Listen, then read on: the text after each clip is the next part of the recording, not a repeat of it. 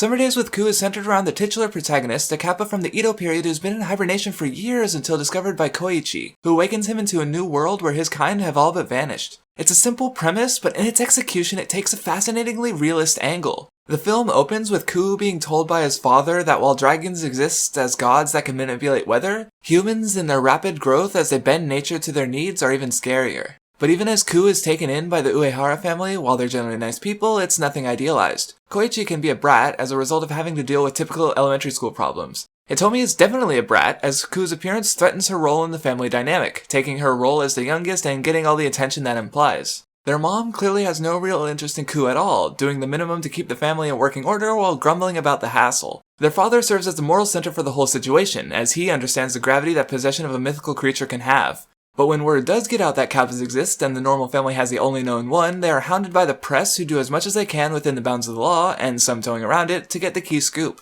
In one of the most frustrating of these scenes, you have a pair of journalists physically accosting Koichi for a freaking photo op, getting what they wanted and going too far in doing so. But take a moment to look at how they're designed. They're just people.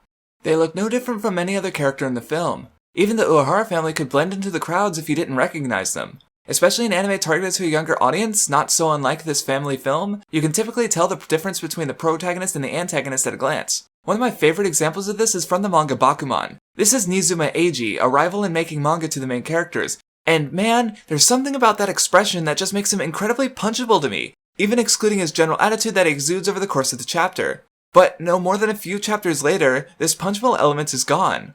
And it's not simply the context. His eyebrows more often seem softer, the bags around his eyes are less dark, while the eyes themselves are slightly rounder. It's a very subtle but very important alteration that seems to mark the off-screen change from antagonist to friendly rival. But Summer Days with Ku does nothing of that sort, blatant or subtle. The humans are all heavily grounded in a natural way, forcing us to judge all of them by their actions rather than their place in the narrative. Because the movie calls attention to humanity on the individual level and on the whole. When Ku's alternate perspective on the timeline brings into focus the massive changes humans have been conducting over the years through modernization. In portraying such a realist setting, it simply acts as a lens with which to observe and doesn't really make any deeper heady comments in itself, trusting the audience to take from it what they will. In itself, the film merely takes the concept of a boy finding a mythical kappa and explores that supernatural idea in such a real and human way, making its world feel perhaps a bit too much like life. Coupled with a warm aesthetic, a good musical score, and a breathtaking climax, it makes for one of my favorite anime films of all time. So, a short update at the end of a short video. I have a side channel now. Join me if you want to see me stumble through audio vlogs or see any other weird content I might release.